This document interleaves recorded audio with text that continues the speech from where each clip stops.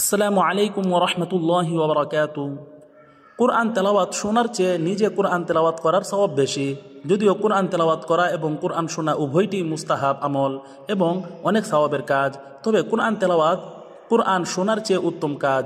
হাদিস শরীফে আছে, হযরত আবু মুসা আশআরী রাদিয়াল্লাহু তাআলা আনহু বর্ণনা করেন, রাসূল সাল্লাল্লাহু আলাইহি ওয়াসাল্লাম ইরশাদ করেন, মাসালুল্লাযী ইয়াকরাউল কুরআনা কাউতরুজ্জাতি তুআমুহা তাইয়্যিবুন ওয়া রিহুহা তাইয়্যিবুন ওয়াল্লাযী লা ইয়াকরাউল কুরআনা কাত্তামরাতি তুআমুহা তাইয়্যিবুন ওয়া লা রিহা লাহা। যে ব্যক্তি কুরআন তেলাওয়াত করে তার উদাহরণ একটি কমলা লেবুর মতো, যার স্বাদ এবং সুগন্ধ রয়েছে, এবং যে ব্যক্তি কুরআন তেলাওয়াত করে না তার উদাহরণ একটি খেজুরের মতো, যার স্বাদ ভালো কিন্তু কোনো গন্ধ নেই। অপর এক হাদিসের মধ্যে হযরত আবু হুরায়রা রাদিয়াল্লাহু তাআলা আনহু থেকে বর্ণিত, তিনি বলেন, রাসূল সাল্লাল্লাহু আলাইহি ওয়াসাল্লাম বলেছেন, আয়ুহিব্বু আহাদুকুম ইযা রাজাআ ইলা আহলিহি আন ইয়াজিদা ফীহি সালাসা খুলিফাতিন ইযামিন সিমানিন? কুলনা নাআম।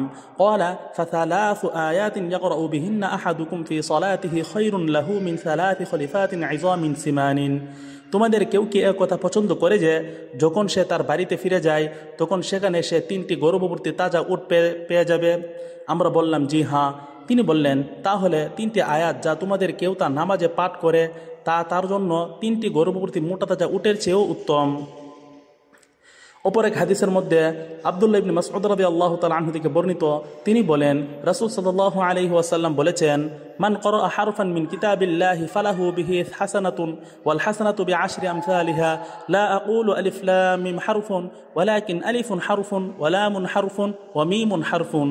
যে ব্যক্তি কোরআনের একটি হরফ পাঠ করবে তার নেকি হবে, আর নেকি হয় 10 গুণ হিসেবে। আমি বলি না যে আলিফ লাম মিম মিলে একটি হরফ, বরং আলিফ একটি হরফ, লাম একটি হরফ এবং মিম আরেকটি হরফ। এই হাদিসগুলো প্রমাণ করে যে কুরআন শোনার চেয়ে কুরআন তেলাওয়াত করার সওয়াব বেশি, কারণ এগুলো পড়ার সাথে সম্পর্কিত। অবশ্যই তেলাওয়াত শোনাও একটি মুস্তাহাব কাজ, এবং একটি হাদিস এর পক্ষে প্রমাণ বহন করে।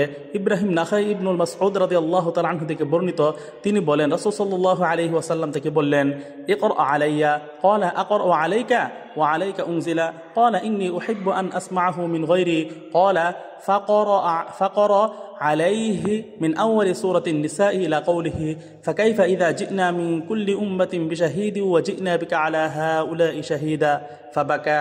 আমাকে কুরআন তেলাওয়াত করে শোনাও। তিনি আরজ করলেন, আমি আপনাকে কুরআন তেলাওয়াত করে শোনাবো, অথচ কুরআন আপনার প্রতি কুরআন অবতীর্ণ হয়েছে। রাসূল সাল্লাল্লাহু আলাইহি ওয়াসাল্লাম বললেন, আমি অন্যের থেকে কুরআন তেলাওয়াত শোনা পছন্দ করি। অতঃপর তিনি প্রথম থেকেই সূরা নিসা পাঠ করতে লাগলেন।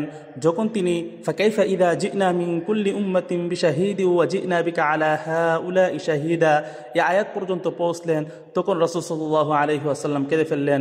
এই হাদিস অন্যের থেকে কুরআন তেলাওয়াত শোনার ফাজাইল বহন করে। মোট কথা, উভয়টি সওয়াবের কাজ, তবে তেলাওয়াতের সওয়াব শ্রবণের সওয়াব থেকে অধিক। আর ইমাম সাহেব যখন নামাজে তেলাওয়াত করবে তখন মুসল্লিগণ তেলাওয়াত করবে না, তখন মুসল্লিদের দায়িত্ব হলো চুপ থেকে মনোযোগের সাথে তেলাওয়াত শ্রবণ করা।